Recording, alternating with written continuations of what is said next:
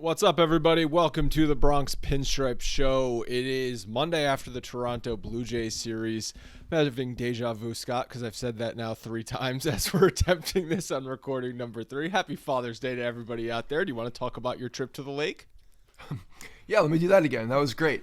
The trip to the lake that was, we actually went up to Charlottesville over the weekend, up in the mountains. We like to go there a couple times a year, and eventually tried to find another lake that was going to add on to the trip, just kind of being spontaneous, but wasn't really much going on there. So it was a good little 2-hour detour that sent me on another Father's Day driving all day long. That's okay.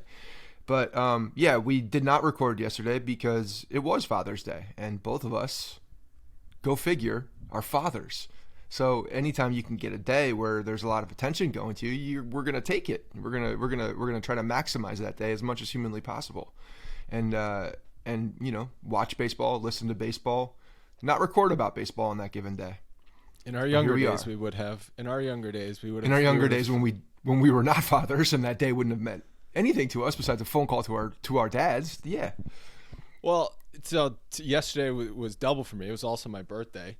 And so happy birthday. Yeah, thank you. Not that I was fishing for that or anything, but I got the double attention, but still somehow found myself standing at a grill for 2.5 hours. Did you do that to yourself though? Did you volunteer? Well, yeah, kind of. Because we tend to like pain too. It's just like, you max if there's a volunteer action, then you can't, that's on you.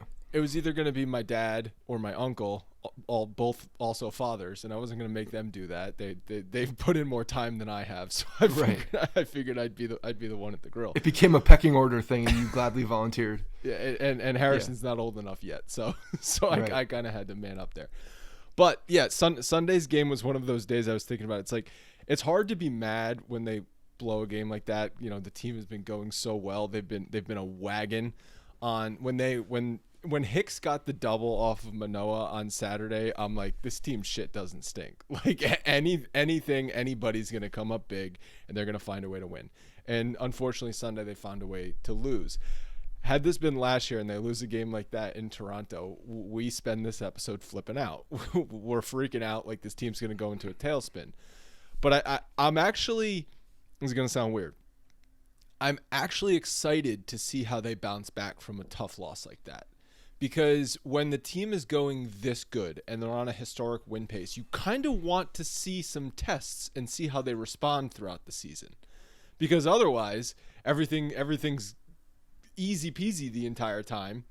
You worry about when this team does have to face adversity, what's going to happen. So I'm kind of actually looking forward to seeing what happens this week. And if you look at the way that the game went on Sunday and kind of who gave up the loss, Severino, after being scratched, getting put on the COVID list, being back, so he had kind of a weird gap between his starts.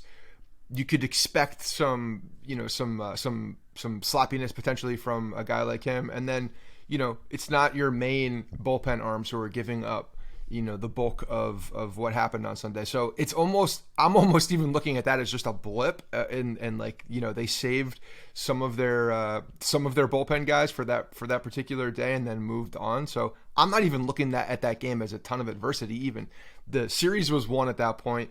The Blue Jays needed that win more than anything. I mean, the Blue Jays needed that win more than the Yankees could handle a loss, if that makes any sense. Because if they didn't win that game, they were getting swept at home. Not good. Not good when you're trying to claw back into something against the hottest team in baseball and, in recent history. So the Blue Jays absolutely needed that game. And if they didn't have that game, it would have been a hell of a lot more devastating for them, given the circumstances. Yeah, I mean, absolutely. Even though I don't think if you're podcasting for the Blue Jays today, you're not excited about. Even though that's a great win, you're not really excited about the weekend. I mean, you still got beat in your own park. You lost with your best pitcher on 2 non-competitive games, I'd say. You get a couple non-competitive games, and then you have that one. But at the same time, you're looking at be like, okay, they fought, they came back, they didn't get swept. Like, they're hanging on to something. Our boy Johnny's looking at something right now, clawing on the AL East, trying to stay above water. But he's always gonna try and find the thing. Sure. I'm thinking about if the Yankee, if the roles were reversed there, and Cole gets beat 4-0 on Saturday, like that's not a good feeling despite the comeback win on Sunday. But I get, it doesn't matter. I think to your point that it wasn't the top bullpen arms for the Yankees that had the meltdown on Sunday. Yeah, that's valid. It's also, I think, highlighted the fact that the bullpen has really just two guys that you can absolutely rely on with King and Holmes, and if those guys aren't there, it's a little bit of a crapshoot, and something needs to happen in that bullpen long term, whether it's Chapman and Loaisiga coming back and being contributors, or if it's acquiring someone mid-season that can be a contributor. Something needs to happen where you can put guys into a position like that and not blow a 5-run lead in the 7th inning. Yeah, I mean, ideally you're looking at them holding that lead, but you also look back a couple games before that, and you got a guy like Ryan Weber who comes off the scrap heap, picked up over the winter, hidden by the Yankees in the minor leagues, that comes over from Boston and throws 3 1/3, I think it was, after Clark Schmidt, because Severino gets shelved at kind of the last hour, and can't make the start. So you see both sides of it. And then he gets DFA'd, so he couldn't use that guy again because at that point you just need to make a roster move and say thank you for your service and good luck to you, kid. I was listening to the game as I was driving up to Rhode Island. I was listening to that Thursday game, and John and Susan were talking about how Weber was getting a standing ovation as he was taken out of the game, and then the guy gets DFA'd 2.5 hours later. I wonder throughout baseball history how many times that's happened. A standing ovation and DFA within a 3-hour span. It's the opposite of what happened to Clint Frazier. The exact opposite of what happened. Frazier talks to all the shit in the world, gets ready to come into the stadium. Nope. You get DFA'd before the game. Ryan Weber, who, maybe some fans have heard of and remember from being with the Red Sox over the past few years, but is a guy that is essentially unknown, comes in, dominates, and helps the Yankees get to a big win at the end of a series to close out that 14-game home winning streak and against Tampa, and then gets, standing ovation, like the exact thing you want at Yankee Stadium, and then DFA. Yeah. Again, thanks for your service. You're a contributor to this team. He probably knew when he was called up for that game that I'm here to throw a bunch of pitches and then get DFA'd. So what have I got to lose? I'm just going to go out there and pitch my best, because no matter what I do in this game, whether I pitch 3 scoreless innings or I give up 5 home runs, I'm getting DFA'd after. So I was reading the post game and just some of the stuff from that game, and I thought there was a really good quote from Anthony Rizzo, who kind of, to me, like solidifies why he's on this team. Obviously a very good baseball player, a great defender, I'd say, but you get that clubhouse leadership stuff. And he was talking about Weber here, saying it's going to take all 26 guys. It's probably going to take 40 plus guys on the roster throughout the year, Rizzo said. That's our job. When guys come in, we make them feel as comfortable, as fast, as quick as possible. And when you think about that, you have a guy that's thinking about that type of stuff, which means they've all talked about it, right? Like there's that leadership undertone right there with a guy like him who has been there, done that with the Cubs, biggest moment you could possibly have, cycled through guys on that team as well, and just knows that you need that level set, that balance. And it has to happen immediately, because some of these contributions aren't going to wait. They're not going to be a guy like Ryan Weber isn't going to be on this team for long enough where he has an acclimation period. Like he's got to be comfortable right then and there, feel it so that he can do his best on the field. And a guy like Rizzo, who's been there, done that veteran presence, knows that. And I think that's one of these stories that we're, is not seen all the time throughout the winning, but is very much there and is a foundation to why they're all playing well together. That's another characteristic that a lot of looking back, whenever there's a championship team, looking back on the season, I think a common thread is that there's always random ass guys that make contributions, whether it's for a game, a week, or a month, or whatever it is. You're always like, oh yeah, like that was a big moment for the team, and then we never heard from the guy again. Like I was talking about this with Carpenter, right? And hopefully Carpenter sticks for a little longer, but it wouldn't shock me if in a month from now Carpenter is struggling again, or Carpenter's just released, or for whatever reason doesn't fit on this roster, and we completely forget about him. But then if this team wins a championship this year, we look back and we're like, you know what? That was a fun 4-week ride with Matt Carpenter. Yeah. I think he's sticking around a little bit longer, but you're right. There are those guys that add to the story that, that have the, you look back, have that contribution at a particular team. But that's exactly it. There are a lot of pieces, a lot of Lego pieces that will eventually build up to whatever this team does at the end of the year. And if it's what we think they can all do, we'll look back and point to those moments and say, hey, those were parts of a run. Those were parts of a really good team, and they needed those fillers, those gaps at different points. Yeah, and going back to that Thursday game, it's like the pitching staff overall has to step up with Sevy getting scratched. Schmidt, Weber, Marinaccio, and King. I mean, they were all fantastic. They all stepped up in huge spots. We were just talking, Logan and I were talking before we recorded. Marinaccio's on his own scoreless streak. What is it, 10 innings without giving up a run from Maraschino Cherry? I might have to actually start calling him by his name without. Not Mariachi? Yeah. I gotta call his real name too. No more Mariachi. And Rizzo was the entire offense with the walk-off. Over his last 15 days, he's 15 for 49 with 5 home runs and over 1,000 OPS. Obviously, he had the couple home runs in Toronto. He had the grand slam on Friday and then the pinch hit on Sunday. We talked when we did our little all-star balloting segment. It's like, Rizzo was leading in first base home runs, but a lot of them came early in the season, and he's just been really kind of in a slump, an extended slump. But last 2 weeks, he's been hot again.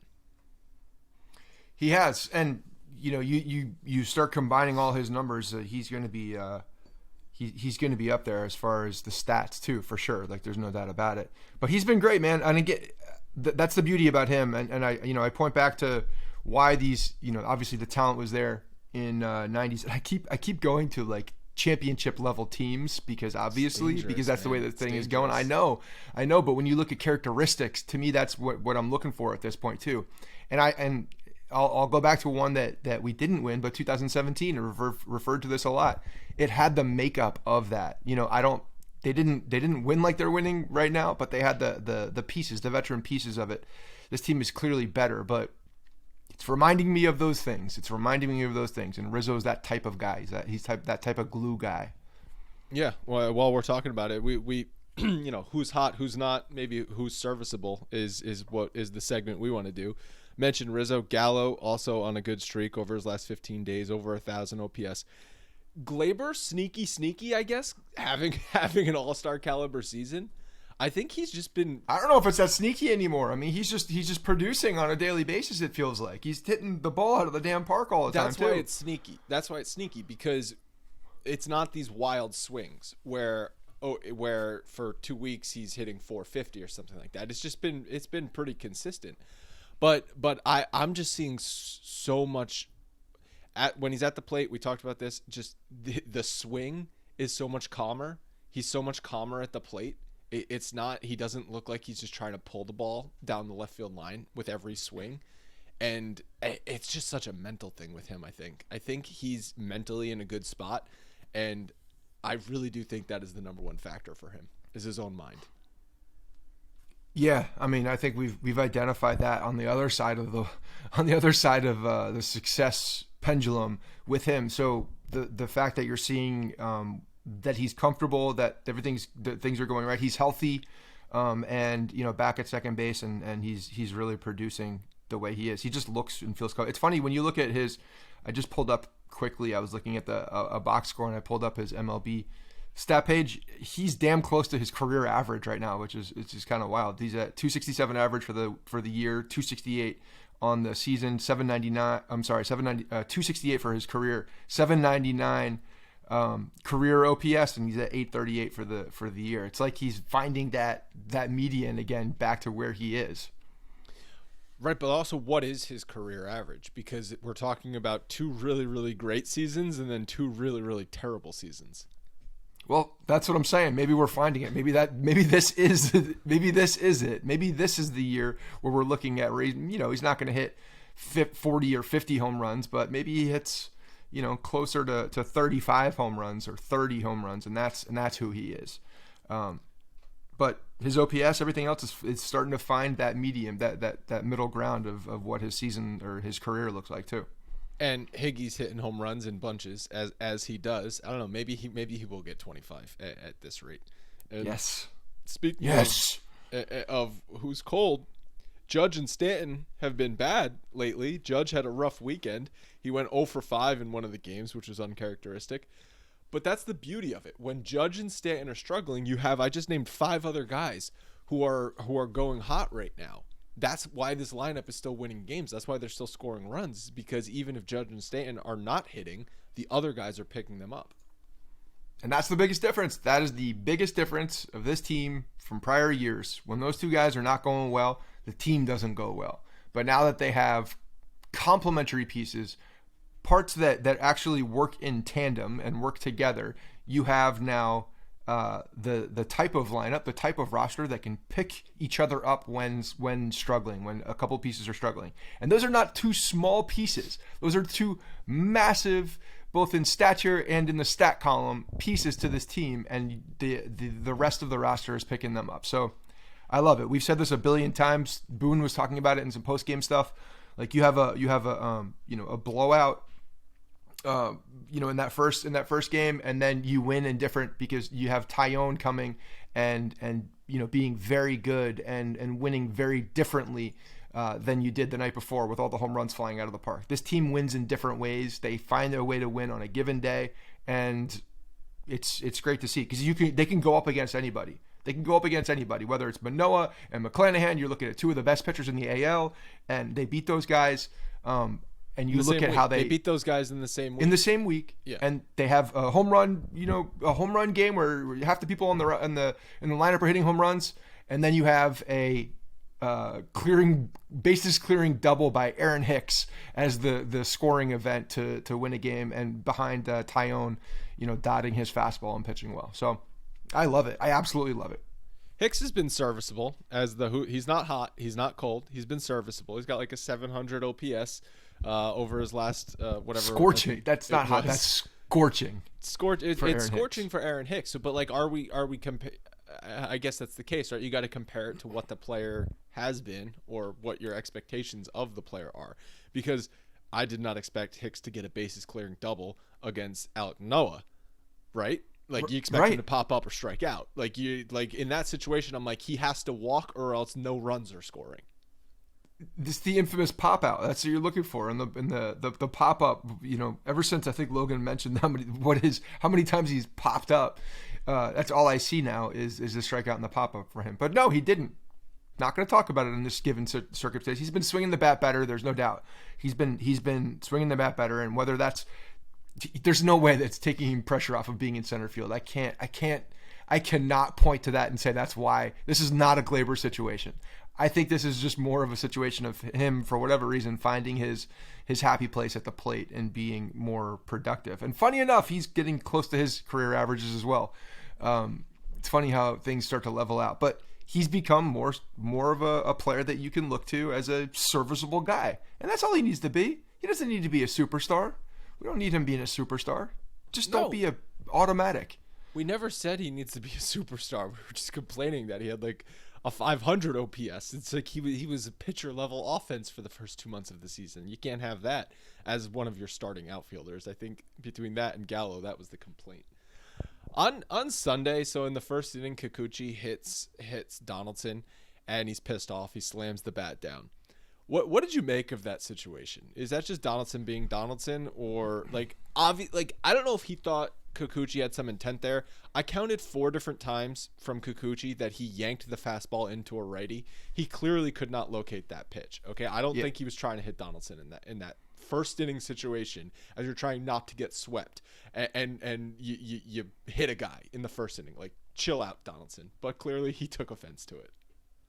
Yeah, no, I kind of like it because that's Donaldson being so he's not having the season I think that he completely wants. There's been some frustrations along the way. He's back in Toronto, which is a place where he has history. So yeah, I think when you see that after the first 2 games and he's the guy who gets hit, of course he's going to think that. And I'm glad he did. I'm glad he bottled that up because it pissed him off to enough to come up there and launch a home run. So he uses his he bottles things up in different ways and then uses it to his advantage in his own head. So I'm glad he got upset there. He should.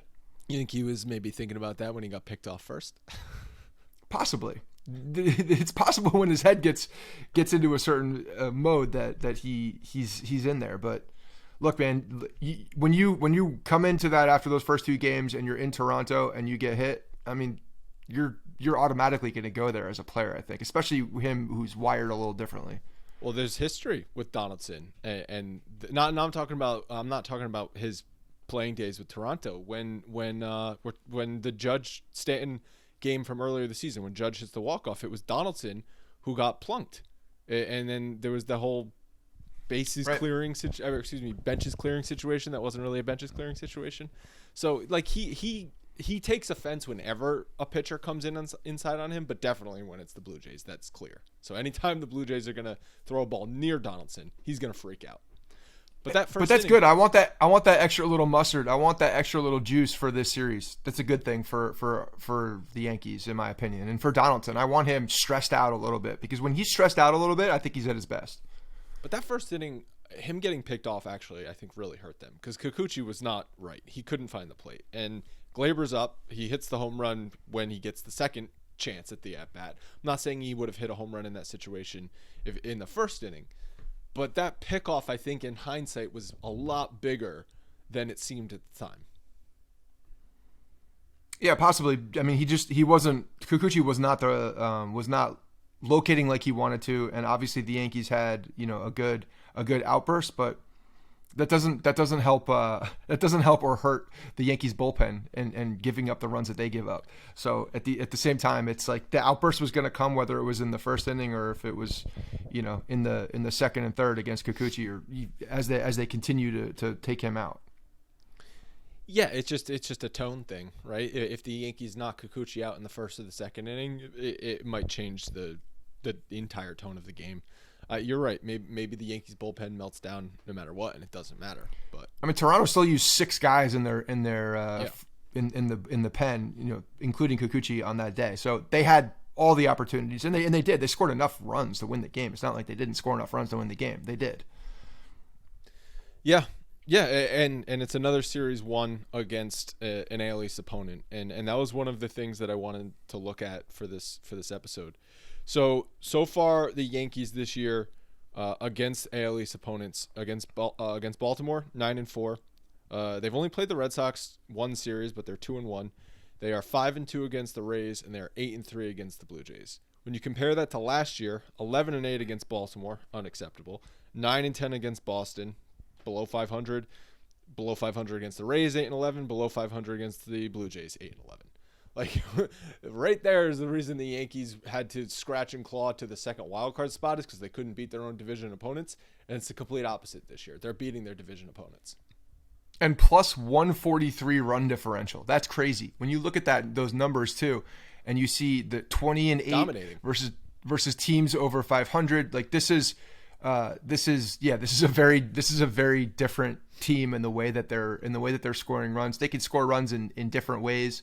But yeah, the run differential, when I see that too, that just it shows me that this team is so very real because they're winning in multiple ways. It's June 20th, and the Yankees have 17 losses. It's entering late June, and they haven't even lost their 20th game of the season. Like that's crazy. It's crazy. The numbers are crazy. Like, you could just compare it to previous seasons. Last year on June 20th, they were 37-33. On June 20th, 2019, they were 46-27. On June 19th, very good too. Very good in 18 as well. 48-22. But much better, like 5 games better this year. Yeah, and I think the other difference too is that they're beating their head-to-head opponents in the division. Even when you look back at 2019, they were up 3.5 games on Tampa. Granted, the other teams are not having success against the rest of the American League and the rest of their record. They're definitely struggling. Tampa is not the same team right now because of those injuries. The injuries have taken a toll on that team and really put them in a tough spot. And I don't know if they, granted, they're still in the playoff picture, no doubt about it. But they are in a tough spot. They need to get healthy again for them to actually realize what their potential is. But then even 2018, only a game up on Boston with a 48-22 record. So taking care of business across the league, and then other teams are not. Yeah, they actually do. Yeah, didn't we have an event against Boston? Yes, we did in 2000. Yeah, it was a June game too. Yeah, I think it was that series that the Yankees won that series to take the lead, and then Boston kind of just took care of business the rest of the way. Yeah.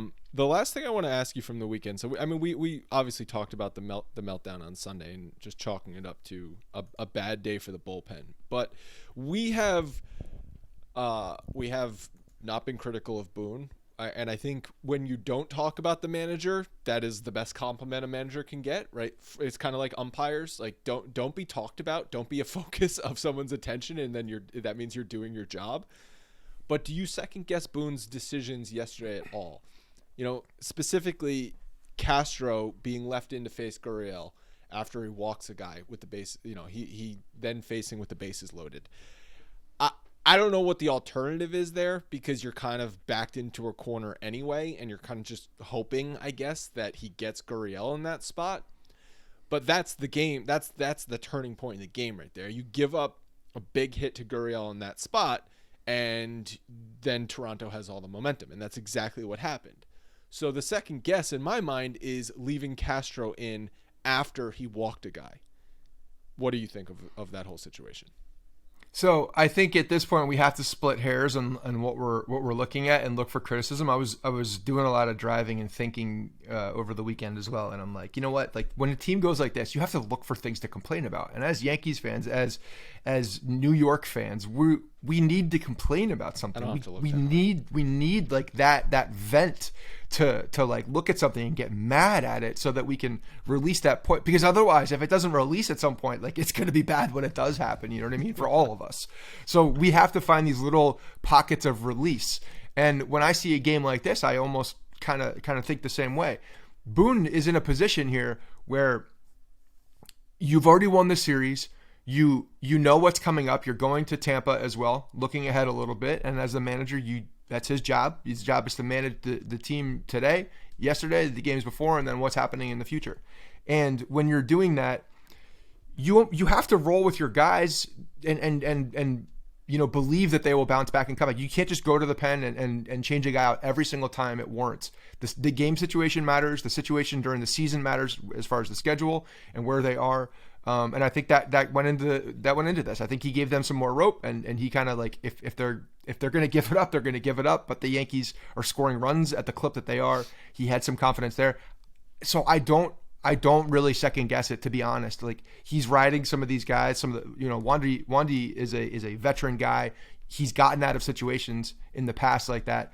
So I don't really place blame on Boone there, because he's also got to protect his bullpen and the rest of what the roster looks like going into Tampa with a series win already in Toronto. So I have a real hard time second guessing the things that he did there, and just, understanding why he was doing it. Yeah, that's fair. I do think, though, this game showed, like, you need more guys in the bullpen. As we talked about last episode, Boone has said when Chapman returns, he's going to get his ninth inning role, and Clay Holmes is going to be used in high leverage spots. Let's say this game is happening 3 weeks from now, and Chapman is the ninth inning guy, quote unquote. Does Clay Holmes come in to face Gurriel in that spot? Probably. We'll see how he's going to use him. I mean, what he says and what he does sometimes are two different things. That's the game right there. You get Gurriel, that's it. That's it for sure for the Blue Jays.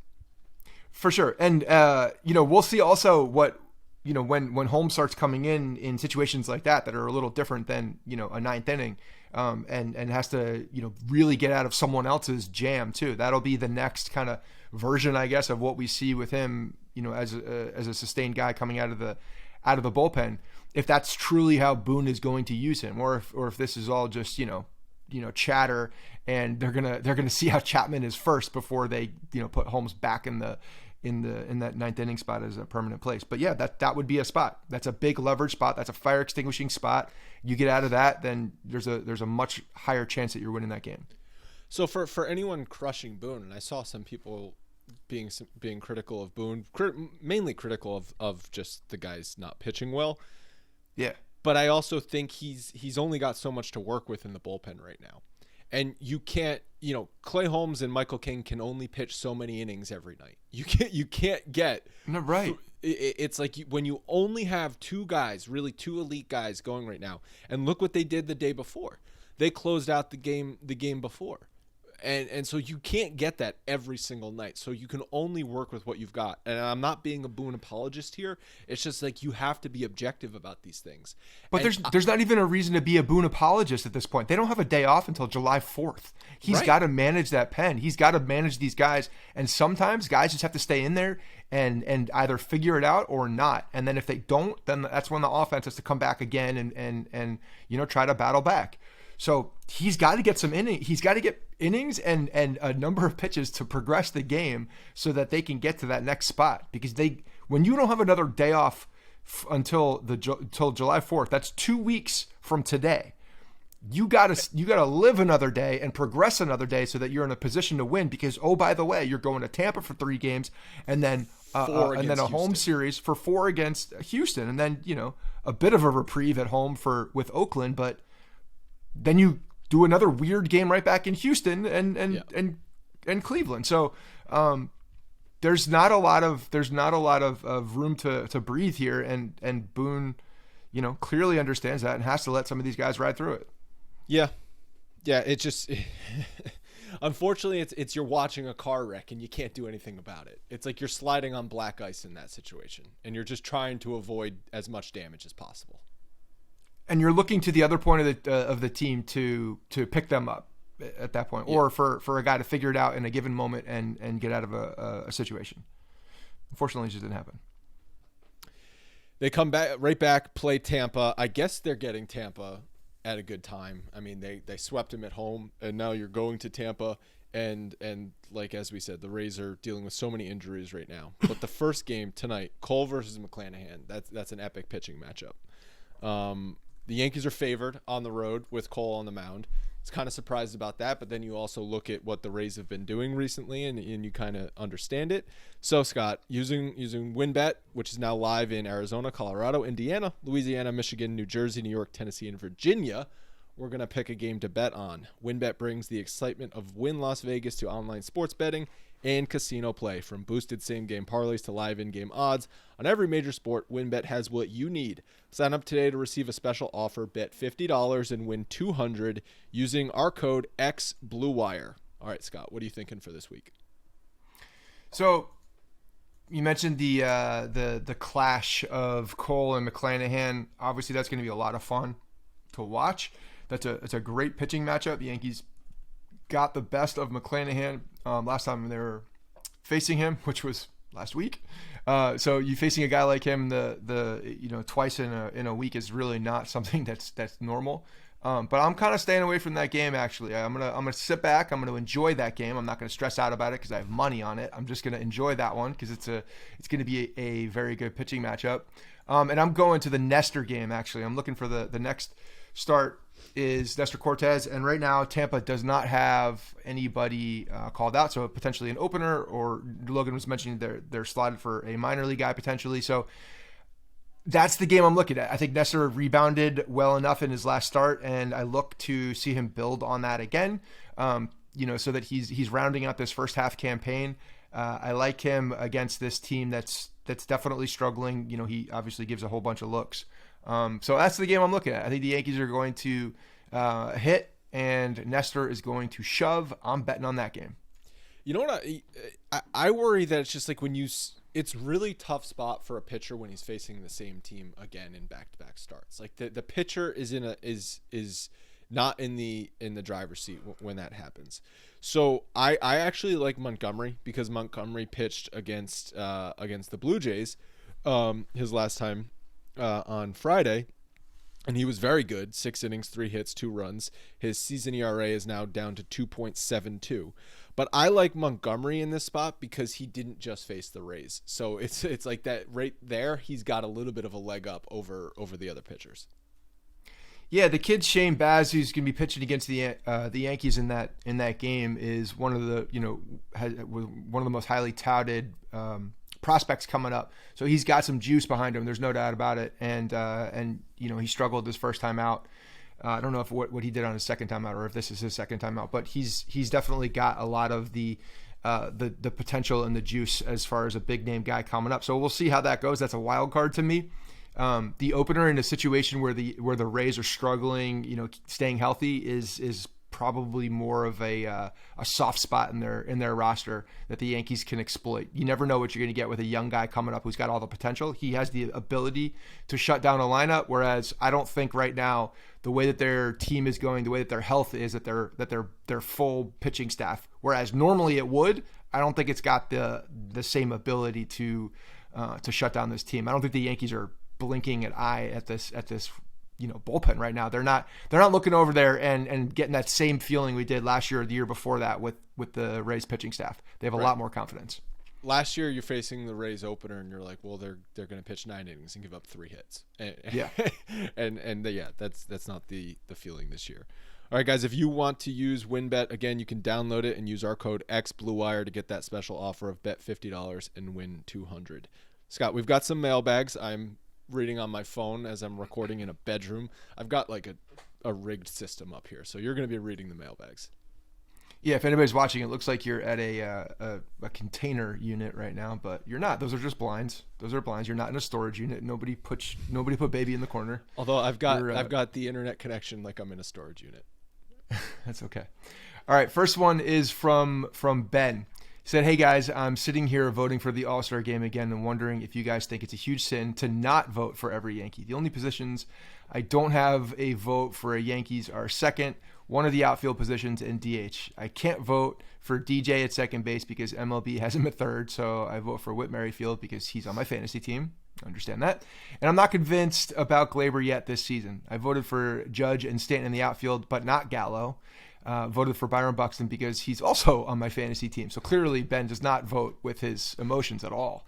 And at DH, voted for Trey Mancini instead of Donaldson. Just a fan there. Keep up the good work. So I understand what he's doing. You want to be relatively objective when you're looking at the All-Star game. But at the same time, I think when we did the exercise of voting for the All-Star game, I had a little bit of regret in the way that I put my guys forward on this one. I was going chalk. I'm looking at who deserves it. But when I didn't actually vote, when I vote for my guys. So I actually do 2 different things. For the show, I did a little bit of a song and dance to show guys prove it. But in reality, what do I do when I vote? Which I don't vote very often for All-Star. I'll do it like one time maybe. I'm voting for my guys. Like that's what's happening. But it can't be egregious. They have to deserve it to a level. You're not voting for Joey Gallo and Aaron Hicks. I got it. I'm not voting for Joey Gallo. So let me get. That's just gonna hurt. That will hurt my narrative personally. So I'm not voting for Joey Gallo. So for the show, you basically just picked the guy with the best stats, so you don't get called out. That's what you did. No. I for the show, first of all, we did it early. So I was voting for guys that deserved it because a lot of times guys that having a good season deserve it don't get there. And when that's my guy, that's frustrating. So I get it. Yeah. And now I feel like you can vote for Glaber and feel good about it. Yeah. Same with Rizzo. You could have felt good about voting for Rizzo before too, but definitely Rizzo. Definitely Glaber. I'm voting for Rizzo because of his veteran presence and leadership. That's why I'm voting for him. I think on the show you said you would. I know you didn't actually vote, but you picked Jose Altuve, and to me that's a sin. Like do what you want. Do what you want for the All-Star. Like everyone can vote how they want for the All-Star, but like.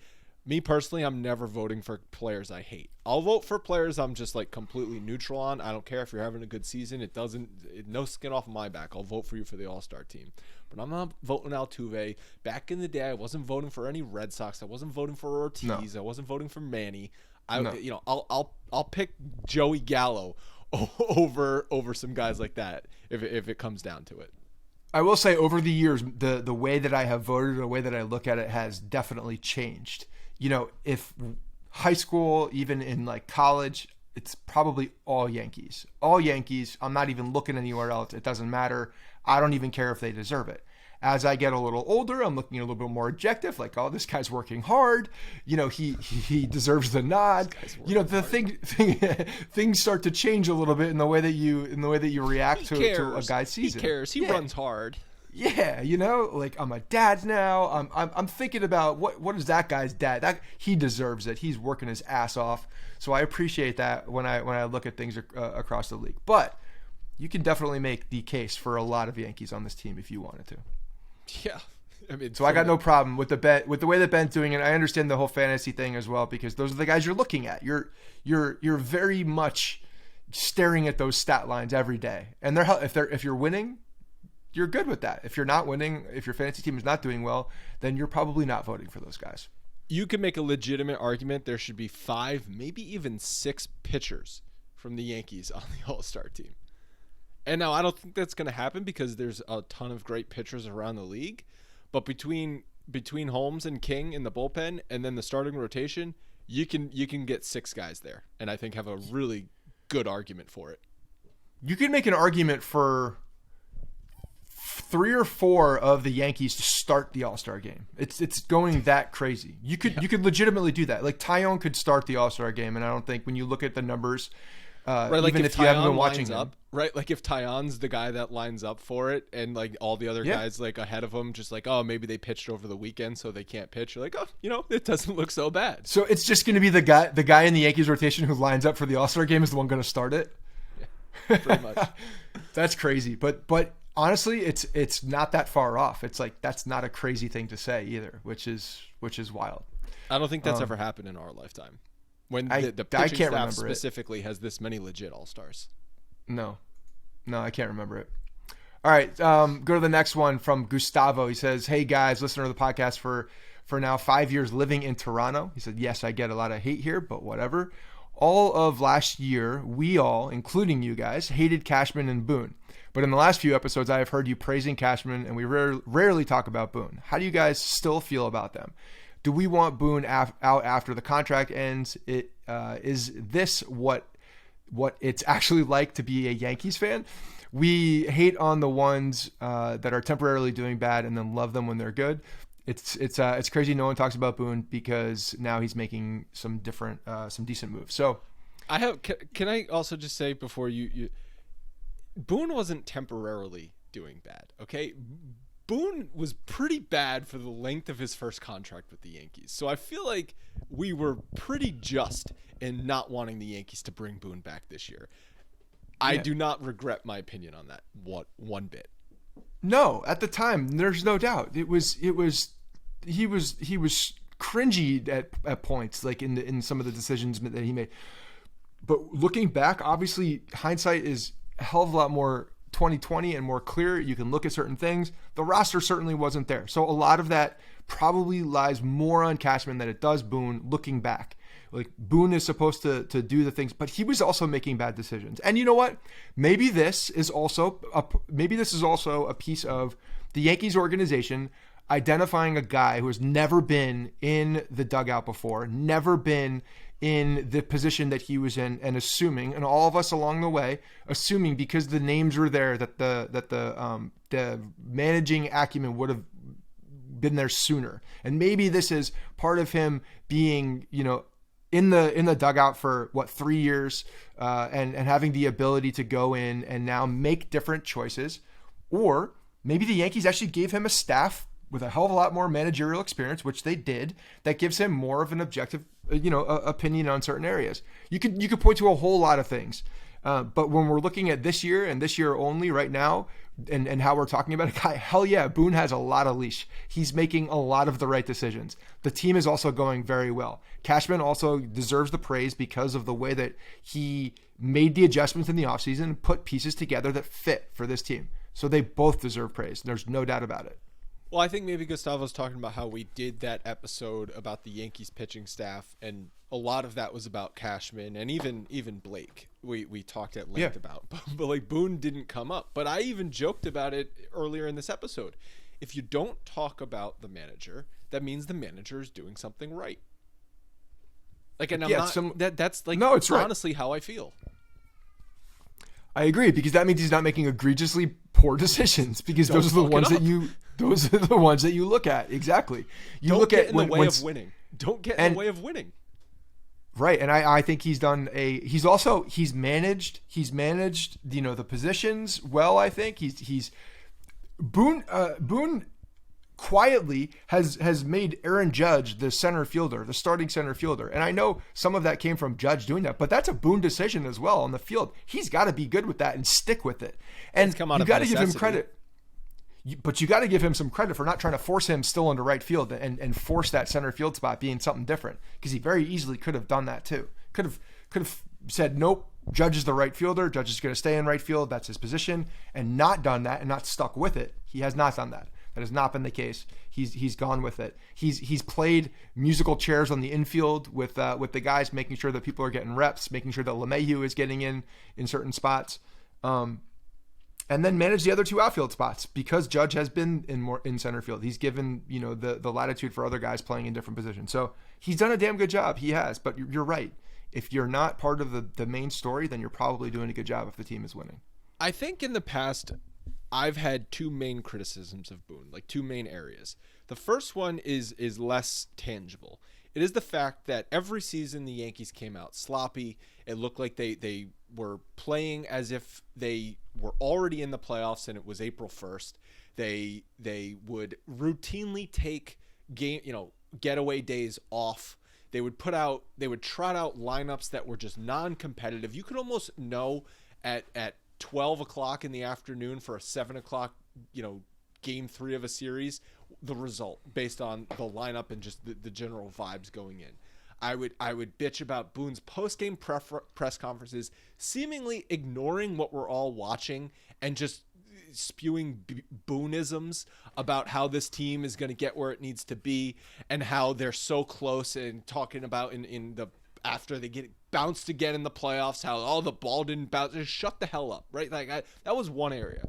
The other area was the in-game tactical stuff, where I've thought the game was moving too fast for him, where he would forget to pinch run for a guy until there was already one pitch thrown, or he would not pinch hit for a guy when the team is down, and then he sends up like Higgy or someone like that. It's just like things just didn't make sense tactically. In-game managerial decisions, bullpen decisions that just baffled me. Like, no matter which way you sliced the numbers, no matter what nerd stat you looked at, you just couldn't figure out where that decision was coming from. So those were the two main areas I was criticizing Boone in. So far this year, because the pitching staff mainly has been so freaking elite, any guy he's gone to has basically been the right decision. Sunday being the exception, but we even identified, it's like, when you only have two guys in the bullpen that you can really say are the elite guys, those guys can only pitch so many times. So you kind of give them a mulligan on that one. And the lineup actually works now, okay? And I don't think that's Boone's credit. I think that's Cashman's credit. He found a lineup that works, and now Boone can put out a lineup. And even if he found a roster that works, so that allows him to put a lineup. Even if a guy needs to sit, if it's Marwin Gonzalez playing for a game, you feel okay about it. If it's Carpenter playing for a game, you feel okay about it. Like, so, and obviously the catching situation is freaking light years better than it was over the past couple of years. So, I mean, those were the two main areas of concern for Boone. I don't know. I'm still, if I had to worry about one thing, it's like the in-game tactical things when it comes time to playoff time, and he needs, and there's actual, you're in a playoff series and you got to make a decision, and that could make or break your season. One pitching change could make or break your season in October. Like, so we'll see, right? We'll see how that happens. But to answer Gustavo's last question in here, is this what it's like to be a Yankee fan? Yes. We overreact in the small moments, and then yes, it is. That's exactly. Is that just Yankee specific though? Isn't that sports fandom? I'm sure. Yes, I think for the most part. I mean, what we see are the large majority of New York teams. So when you have a New York fan base emotion when you have the emotion of the New York fan base, it's a little different. And I'm being very understated here. It's a little different than, somewhere in California or the Midwest or anywhere else, really. Do you know why? It's a lot different. It's a lot different because we are jaded and we wear our emotions on our sleeves and we love to complain. That's why. And when we don't have moments to complain, we're like, is the sky gonna fall? Where is the next shoe to drop? Where is it? Because it's coming, right? It's coming. It can't be this great. We haven't had this in a long time. It's because if you go out in the middle of summer in New York City, it's 119 degrees and smells like trash, and you got rats running around, and you're freaking pissed off, and you're arm to arm against someone sweaty on the subway. And if the Yankees don't win that night, you're going to freaking punch a hole in the wall. So they better win so you can sleep at night. Or if you go outside in the middle of winter, it's cold as balls, and you're shivering to death. And if your team doesn't win that night, you're going to be freaking pissed off. If you're in California, if you're in Florida, if you're in basically anywhere else where there's not overpopulated and over traffic and everyone's a freaking asshole, life's okay. This is all we've got. Yeah, this is big. So yes, there's an emotional roller coaster as Yankees fans. There's no doubt about it. All right. From Chris Mack. At this point, with Judge's early success, do you think he is a Yankee in 2023? Do you think he wins an MVP or World Series? The chances are better or worse if he wins either one of those. And lastly, last year we clearly had an issue with accountability and urgency. What do you think has changed with this year's team? So to piggyback off this, Judge's arbitration hearing is set for Wednesday. So if you guys want to give your final picks on what's going to happen if they come to an agreement, if he signs a long-term deal, or...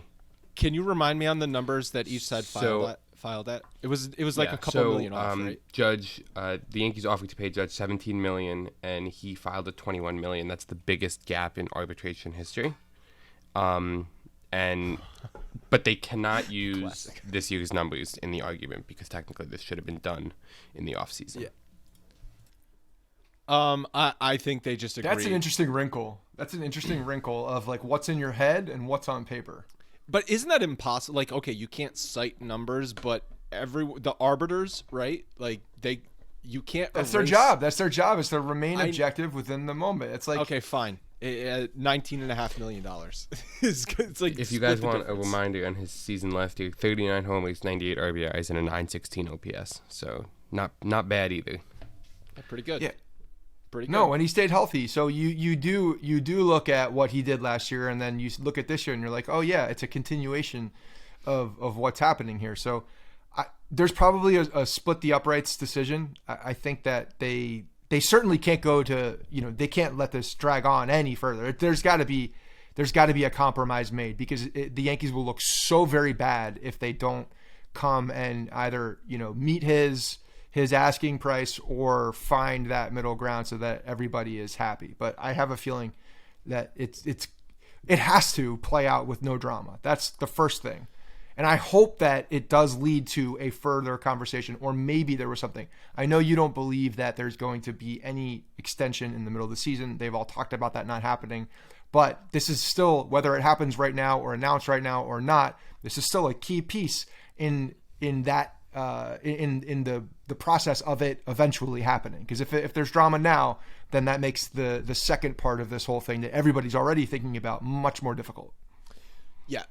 Even though you can't use this year's numbers in the hearing, the Yankees can understand the reality of the season that they're having and the reality that the season Judge is having and how well this team is going, number one, and how well Judge is going, number two, and what the fan reaction would be if there's any bullshit chicanery by the Yankees against Judge in the middle of this historically good season. In theory, they could buy out this year and attach it to a larger contract, right? Then yes. I mean, that could still happen, no doubt. So at that point, you are using this year's numbers and what's happening this year in that case. So yes, because talks let me come out with a Hail Mary. I'm coming out with a Hail Mary here because that could still happen. Okay, but I'm at less than 5% chance of that happening. I think it would be in the Yankees' best interest to do it, to be honest, to make a move that's close to what he's asking, because it's going to get worse. It's going to get worse for them. So, put a little bit of pressure, make it a good story, do that. Like, yeah, it would be smart business for them to do that at this point. Even if they're going to pay for what, more than what they originally, but they would probably be paying less than if they waited. But what maybe Judge is saying, like, I'm in the middle of the best season of my life. Why am I going to sign for 1 penny less than what I could get on the open market? Yeah. I get it. I do. I get it. He's playing the long game. There's no doubt. And he's putting a lot of pressure on the New York Yankees. And at this point, he's just doing what he does. He's staying calm, cool, and collected under the gun and producing at a massive level. And he's a center fielder now too, so he's got to let that play out. But I do think there'll be some split the uprights decision, like you said, and I don't think there's going to be any drama about it. It's going to be tweeted out by Ken Rosenthal and Jeff Passan. The Yankees and Aaron Judge have agreed on $19.5 million. Move on. I think it's going to be something like that. That's probably what's going to happen. That's the most likely circumstance here, most likely outcome. But to Chris's question, his point, like, does him continuing this season, and in theory, I'm knocking on wood, win an MVP or potential championship, does that change how things will play in what the contract looks like? And the answer is yes. The answer is 1,000% yes. It puts all of the pressure on the New York Yankees. I mean, all of the pressure, I'd say, is still on the New York Yankees, but to a point where it's inexcusable, and there will be no circumstance to any Yankee fan on the face of this planet to not sign him to a long-term extension if either of those two things happen. Chris also mentioned something in his question about lack of urgency in previous years and lack of accountability. That's another huge difference this year. Yeah, but when you're going this well too, the lack of urgency is clearly not there because you can't say that they have a lack of urgency. I'm looking at Logan drinking out of a Mickey Mouse cup, and I couldn't help but laugh. That was just a funny visual. It came out of absolutely nowhere. It was a Mickey Mouse mug, and I couldn't help but stop. All right, sorry. That really threw me off. I'm not gonna lie. That really threw me off. The lack of urgency, you cannot state. You can't. It doesn't exist because they're going so well. So where's the lack of urgency? Well, the point of urgency hasn't really come yet because they pressed so hard so early, right? And when you look at accountability, well, that's the point.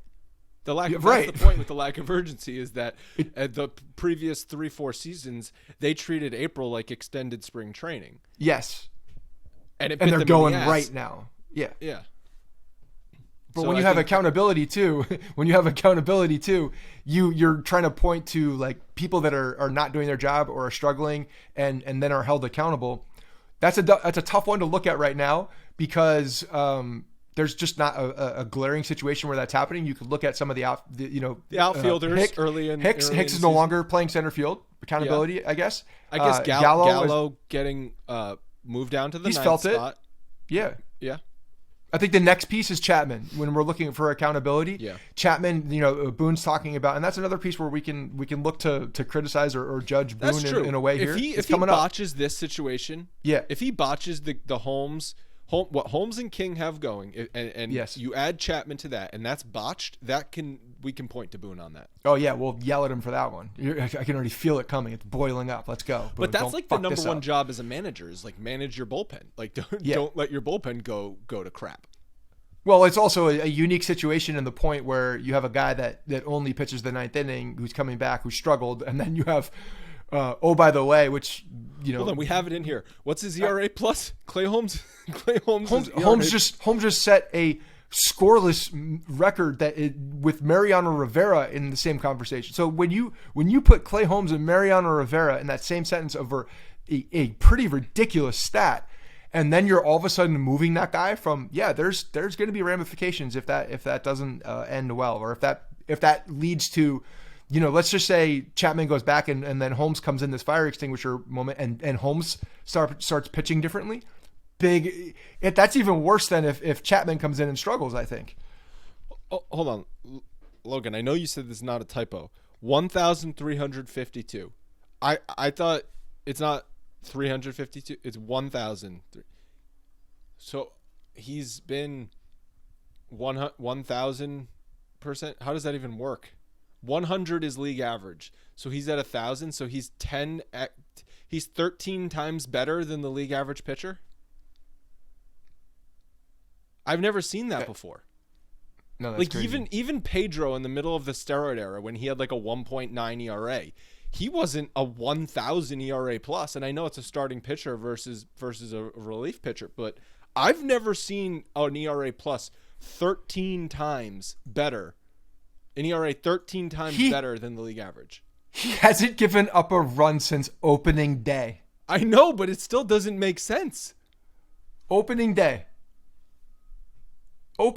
That's crazy. That's crazy talk. Boone, we're approaching July.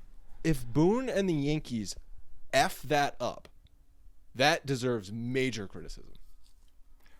And again, I think there's the bigger point is Chapman struggling or Holmes finding, some semblance of being a real human being. Because if that happens, if you put him in a different position and he starts struggling, that's way worse than Chapman coming out and struggling a little bit as well. Because I feel like we kind of expect that. But if you screw up the rhythm that Holmes is having and he becomes, enters into and again, like that's baseball season. Like this is not going to last all year. When you look at what the numbers are supposed to be, it's not supposed to happen this year. So at some point, there's going to be a speed bump for him. But if it coincides with Aaron Boone, moving him around, and that's the time when it happens, then yeah, we're going to look at Boone. Fingers will be pointed. They will be pointed, and we will be angry. And there's a lot of pent up anger waiting to happen. I think we have a couple more mailbags. We'll go through them quickly. All right, so let me scroll back down in my notes. This one's coming from the Facebook group. At this point, after all the haters and doubters, am I the only one that feels this is truly a make or break season? It is still early, but absolutely no one claimed the Yankees aren't for real. So does that not leave two options at this point? Either they bring 28 home and end up being one of, if not the best Yankee squads of all time, or the most disappointing. The talent, the drive, the fun, it's all there. I haven't felt like this in a long time, not even 2009. Is there any gray area? I really don't think there is. That kind of worries me going down the stretch. That's the pessimist that's worried. The pessimist is worried because you're just, again, waiting for the other shoe to drop. That's the thing. People don't want to be disappointed at this point because things are going so well. A lot of valid points here. This question's from Pembo Slice, which I question if that's his real name. I liked this question. It's in our Facebook group. There's a lot of good questions, a lot of good chatter in our Facebook group. I like this question because it's really about expectations. We talked about expectations a lot going into this season. Expectations can absolutely change depending on what you've watched, right? Like our expectations for last year's team changed when we realized it's not going to be a championship caliber team. This year, I absolutely think everyone has the right to be fully disappointed if this team does not win a championship. Throw out the fact that back in April, we were just hoping for like a solid 90-92 win season, get in the playoffs, that sort of thing. No, but like if this team flames out in the playoffs, you can't then say, oh, well, this team wasn't supposed to win a World Series anyway, because it's late June and they only have 17 losses. That's my point. So if this team doesn't win a World Series, you have absolutely all of the right to be like, that's a failure. Bold prediction number 5, commitment to defense and creating a more balanced roster of skill set and veteran leadership pays off as the Yankees win the AL East, take the number 1 seed into the playoffs.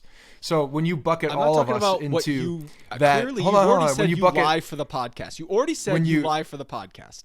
No. Bold predictions are different. Bold predictions are absolutely the only truth in my brain at that moment. Nothing is skewed my head at all besides what I feel and what's in my bones. That's all bold predictions are. Okay, so don't lump us all into the fact that they're going to skate by 92 wins and get there. No. The Yankees are number 1 seed going into the playoffs. But yes, the expectations at this point are absolutely, when you see how well this team is going, when you look at the records, when you see the things that you're seeing with our own eyes, when you're seeing that we can't even criticize Boone, and that has to happen for a reason, like things are going well, Yes, expectations are for a championship. They always are for the Yankees, but for I think the logical, realistic fan. There's levels to that, okay? There's levels for sure. to that shit. When you can, there's no doubt. You know, you want, but you also understand that like this team ain't ready. This team is built for this. This team is built for success, not only in the regular season but in the playoffs. That's the difference.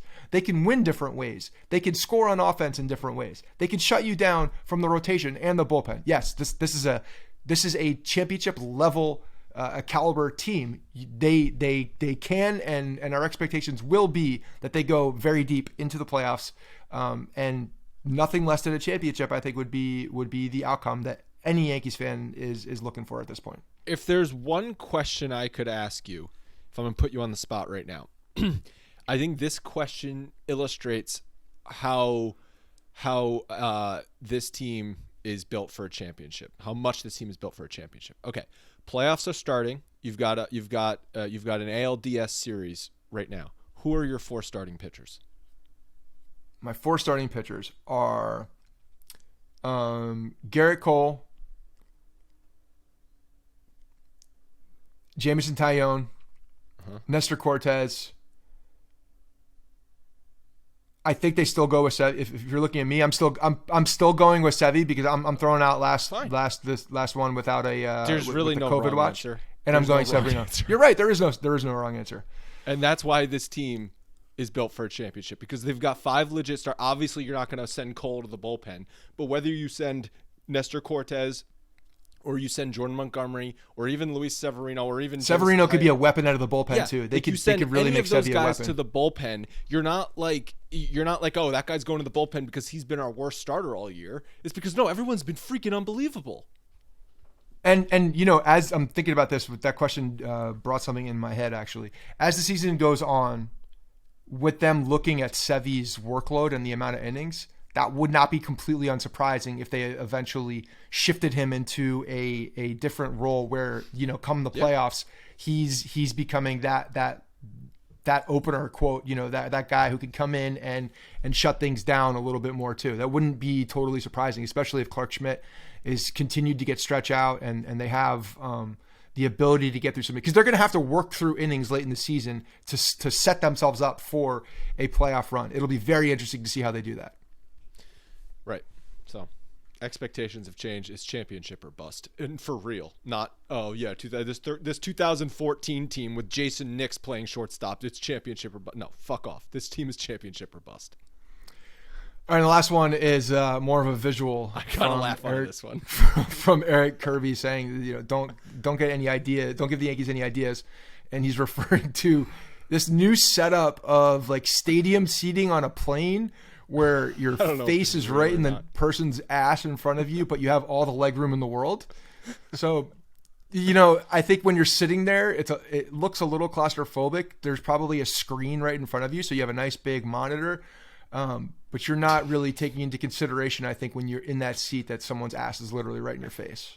Yeah, the monitor is also like 4 inches from your face. I don't know how enjoyable that TV watching. She's also sitting up in the picture. If she's leaning back, you know, then I think in that point we talked about like when you hit the recline and when you don't hit the recline. There's no recline in this. You gotta move all the way back as far as you can, so you have that headspace.